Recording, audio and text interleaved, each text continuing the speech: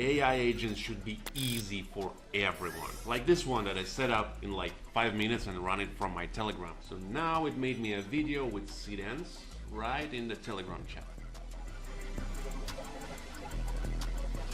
It also works in mobile app and browser, but I just prefer Telegram as my working space. So my agent understands all of these types of input. It can generate and edit images and videos, research trends on X and actually help me with content plan, analyze my content on X and suggest fixes, and more and more and more and more. And here is probably my favorite part. You can connect it with your favorite tools in this skill tab. And now your agent is your actual robot employee because it can work with all of those. You really don't need more AIs to work better. I think that we need less to make work actually done. So instead of doom scrolling and adopting new tools every single freaking week, try testing one agent by Pika. It can become your super intelligent pipeline manager, so you can do more in less time with more efficiency.